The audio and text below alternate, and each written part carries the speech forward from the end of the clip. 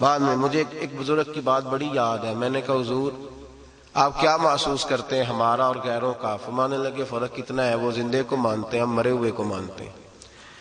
وہ بیٹھے سے فیض لیتے ہیں، ہم قبر والے سے فیض لیتے ہیں.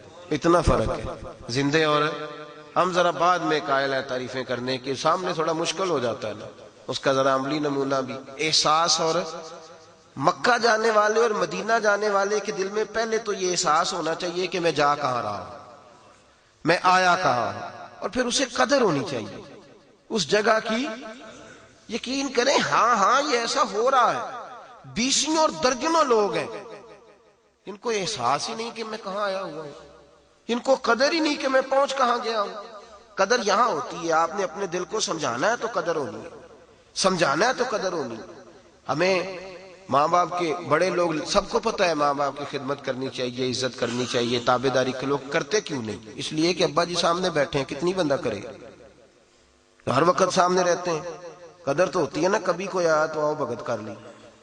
ہمارا ایک دوست ہے یہاں وزیر آباد کے قریب کا، تو وہ اللہ پاک نے موقع دے دیا، مدینہ شریف چلے گئے پکے ہی، بس چلایا کریں گے، زیارتیں کرائیں گے. خوش ہوئے ہیں نا آپ لوگ؟ بات سے خوش ہوئے ہیں نا؟ میں نہیں ہوا. میں کہ تو چنگا نہیں کیتا، میں نہیں ہوا. کہنے لگا جی میں کہ تو کدھرے ہو رہی ٹھیک سے پائی. اس نے کہا وجہ؟ میں نے کہا وجہ تمہیں پتہ چل جائے گی. کہنے لگے کوئی نصیحت کر دیں. میں نے کہا نصیحت یہ ہے کہ اس طرح کرے نا جس دن تو پہلے دن آیا تھا تو اس طرح کا تھا، اس طرح کا رہنا. تمہیں پتہ ہی نہیں. ہمارے بزرگوں نے لکھا ہے مدینے جاؤ زندگی میں 1000 بار جاؤ، لیکن پکا ڈیرا وہ لگائے جس کا دل ہر وقت تازہ رہتا ہے، جس کی طبیعت کو نہیں سمجھ آ رہی آپ حضرات. مجھے کہنے لگے جی آپ نے بات بالکل صحیح کی ہے. میں جاتا ہوں ڈرائیوروں کے ساتھ جب سیکھنے گیا ہوں نا، تو کہتے ہیں وہ سامنے مسجد قباء ہے، زیارتیں کرانے لے جاتے، کہتے ہیں وہ مسجد قباء جاؤ نفل پڑھاؤ. میرے نبی کریم علیہ السلام نے فرمایا جو اپنے گھر سے وضو کرے اور میری مسجد قباء میں 2 رکعتیں پڑھے، اللہ پورے عمرے کا ثواب عطا فرمائے گا. ترمذی میں. ڈرائیور بس سے اتارتا ہے، کہتا ہے وہ مسجد جاؤ نفل پڑھاؤ، تو بھی پڑھ لے بھائی. کہتا میں بڑے پڑھے نہیں. جی یہ بے قدری ہو جاتی ہے، احساس نہیں رہتا. جب آپ پکے آ جاتے ہیں، جب آپ کا مجھے لوگ کہتے ہیں کہ ان لوگوں کو پیار بھی تو ہے نا مدینہ طیبہ سے، آپ لوگوں کو زیادہ پیار ہے. میں نے کہا نہیں، یہ ادھر رہتے ہیں، ان کا انداز آپ کسی ایسے شخص سے پوچھ لیں جو سعودی عرب میں یہاں کا گیا ہوا رہتا ہے، اس کا انداز بدل جاتا ہے. وہ حرم شریف جب وہاں جاتے ہیں، مکہ مدینہ آ بھی جائیں تو موٹی سی ان کی حاضری ہوتی ہے، موٹی سی، بعد میں کمرے میں لیٹے رہتے ہیں. قدر احساس یہاں سے جانے والے کو اس لیے ہوتا ہے کہ وہ درد سے جاتا ہے، وہ سوز سے جاتا ہے. وہاں جو لوگ قیام فرما ہیں انہیں میرے نبی کریم علیہ السلام نے 53 سال گزارے مکہ مکرمہ میں. اللہ کریم آپ کو حضور کی جالیوں کی حاضری نصیب فرمائے. آپ رسول پاک کی جالیوں کے اوپر کھڑے ہوں گے نا تو ایک وظیفہ حضور کی جالیوں پہ لکھا ہے، عربی رسم الخط میں. وہ جالی اس طرح کی بنائی ہے کہ وہ وظیفہ لکھا ہوا ہے، لا الہ الا اللہ المالک الحق المبین محمد الرسول اللہ صادق الوعد الامین. یہ کلمہ لکھا ہے حضور کی جالیوں پہ. ساری جالی پہ سامنے بالکل مواجہ کے ساتھ یہی لکھا لا الہ الا اللہ. وہ الگ بات ہے ہم اس طرح کلمہ پڑھتے تو بدعت کا فتویٰ آ جاتا، الگ بات ہے. لا الہ الا اللہ محمد رسول اللہ صلی اللہ، لیکن وہاں لکھا ہے لا الہ الا اللہ المالک الحق المبین محمد رسول اللہ صادق الوعد الامین. یہ کلمہ لکھا ہے جالیوں کے اوپر. مکہ مکرمہ کے اندر 53 سالہ زندگی کے اندر حضور نے وقت گزارا. ہر آدمی صادق کہتا تھا، امین کہتا تھا، میرے محبوب کی تعریف کرتا تھا. ذات رسالت ماں پر ذاتی طور پر کبھی کوئی شخص کوئی اعتراض نہیں کر سکا. ذاتی نجی زندگی پر کسی نے کبھی کوئی معاذ اللہ اعتراض کوئی تھا ہی نہیں، تو اعتراض کرتا کیسے؟ لیکن میرے بھائی سمجھنے کی بات یہ ہے کہ انہوں نے ساری زندگی صادق بھی کہا، امین بھی کہا، لیکن غلام بننے کو تیار نہیں ہوئے. غلامی مشکل کام ہے، تابعداری. غلام بننے کو تیار نہیں کہا جناب کیا بات ہے کیا بات ہے کیا بات ہے، صادق بھی ہے امین بھی ہے سب کچھ ہے، لیکن غلامی کو تیار. مدینے والوں کا کمال یہ ہے کہ یہ غلامی کے لیے تیار ہو گئے، غلامی کے اور پکی غلامی. حضور نے فرما دیا تھا خلیفہ قریش سے ہوگا. ایک دفعہ بھی مدینے کے کسی شخص نے ہاتھ کھڑا کر کے نہیں کہا کہ ہمارا بھی تو نمبر لگنا چاہیے نا. یہاں لوگ سیاستیں نہیں لوگ روز چمکتی کہ ہمارے شہر کا بھی حق ہے، ہمیں بھی نمائندگی ملے، ہمیں بھی نمائندگی ملے، لوگ روز باتیں کرتے ہیں، ہوتی ہیں۔ پہلے خلیفہ حضرت ابو بکر صدیق کہاں سے آئے تھے؟ مکہ سے۔ دوسرے حضرت عمر فاروق مکہ سے، حضرت عثمان غنی مکہ سے، حضرت علی، حضرت امیر معاویہ، امام حسن، جتنے لوگ بھی بعد میں آئے سارے مدینے والوں کا ایک ہی اعلان تھا، ہمارا کام غلامی کرنا، ہم غلامی کریں گے، ہمارا کام تابع داری کرنا ہے، ہم تابع داری کریں گے۔ آمینہ کے لال محبوب کریم سید عالم صلی اللہ تعالی علیہ وسلم کو لینے پہنچے۔ جب مدینے کے لوگ مکہ مکرمہ حضور کو لینے گئے تو میرے محبوب کریم علیہ السلام نے فرمایا مکے والوں مجھے لے جانا کوئی آسان تو نہیں، یہ جتنے لوگ ہیں یہ تمہارا پیچھا نہیں چھوڑیں گے، یہ آئیں گے تمہیں تکلیف دیں گے، تمہارے بچے قربان ہو سکتے ہیں، تمہاری بیویاں بیوہ ہو سکتی ہیں، احتیاط لے جاؤ گے، کر لو گے دلیری۔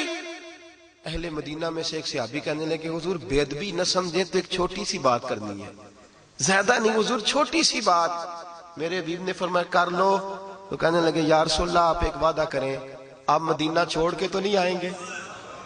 حضور ایک گزارش کرنی ہے، بے ادبی نہ سمجھے تو آپ چھوڑ کے تو نہیں آئیں گے؟ محبوب کریم سید عالم صلی اللہ علیہ وسلم نے فرمایا نہیں بھائی، تمہارے ساتھ وعدہ رہا، جب تک ظاہری طور پہ جیوں گا تمہارے ساتھ جیوں گا، اور جب دنیا سے جاؤں گا تو میری قبر بھی مدینے میں ہی بنے گی، میں تمہارے ساتھ ہی رہوں گا۔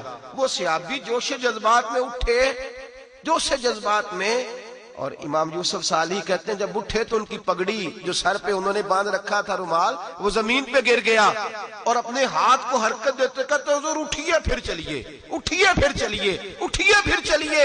یا رسول اللہ بچے یتیم نہیں کرائیں گے، آپ اگر مدینے آ جائیں گے تو ہم ساری اولادیں آپ کے قدموں پہ قربان کر دیں گے، ہم نچھاور کر دیں گے، آپ چلیے۔ مدینے کے لوگوں نے وفا کی تاریخ رقم کی، تاریخ اہل مدینہ نے ہمیشہ پیار کیا میرے رسول پاک سے۔ فتح مکہ ہوئی نا، علاقوں سے بندے کو حب الوطن من الایمان، وطن کی محبت ایمان کا حصہ ہوتی ہے۔ جب نبی کریم علیہ السلام فتح مکہ ہوا تو حضور اپنے غلاموں کو ساتھ لے کر کے جاتے اہل مدینہ کو، یہاں میں ختیجہ کو بیاہ کے لایا تھا، جہاں میری اماں امنہ کا گھر ہوتا تھا، یہاں فلاں فلاں حضرات رہتے تھے، یہاں ابو بکر صدیق نے کلمہ پڑھا تھا۔ نبی پاک شہر کی باتیں بتاتے، کچھ پرانی باتیں یاد کرتے تو حضور کی آنکھیں آنسوں بھی برساتی۔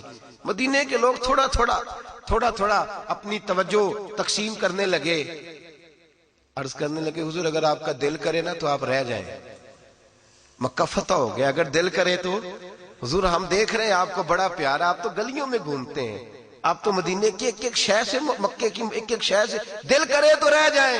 حضور نے فرمایا نہیں ہو میرے بولو، رہنا نہیں، اب میں نے جینا مرنا تمہارے ساتھ ہی ہے، رہنا وہی ہے۔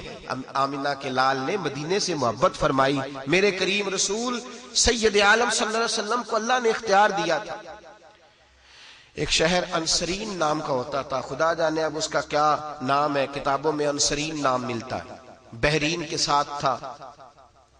اللہ تبارک و تعالیٰ نے حضور کو اختیار دیا، کہا محبوب چاہیں تو انصرین چلے جائیں، چاہے تو بحرین چلے جائیں، اور چاہے تو یثرب چلے جائیں۔ نبی کریم علیہ السلام نے کہا اے اللہ مجھے وہاں بھیج جو تجھے پیارا ہے، وہاں بھیج جو تجھے پیارا ہے۔ تو رب کریم نے فرمایا محبوب پھر آپ مدینے چلے جائیں، پھر مدینے چلے جائیں۔ اللہم حبب الینا المدینہ کحبنا المکہ واشد۔ حضور نے دعا فرمائی اے اللہ مجھے مکہ بڑا پیارا تھا، اب مجھے مدینہ مکے سے بھی زیادہ محبوب بنا دے، اب مجھے زیادہ محبوب کر دے۔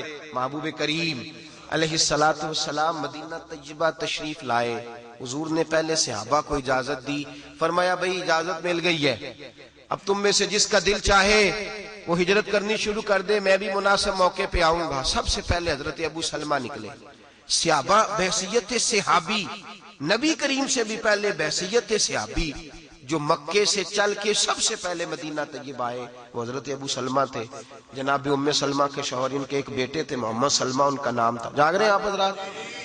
حضرت جناب سیدنا ابو سلمہ کہتے ہیں جب میں آیا نا، اصل میں نا قدر ہوتی تب ہے جب کوئی دھکے کھا کے مدینے جاتا ہے، کوئی دھکے کھا کے جاتا ہے، جو بڑے آرام سے سکون سے چلے جاتے ہیں نا، کہتے ہیں وہ میں پہنچا، اب چونکہ بڑی آسانی ہو گئی ہے، لوگ پیسے کے بلبوتے پہ جاتے ہیں، اور اب نے دیکھا ہے میری طرح جس کے کچھ پھیرے زیادہ ہو جاتے ہیں اس کی قدر بھی تھوڑی کم ہو جاتی ہے، اس طریقے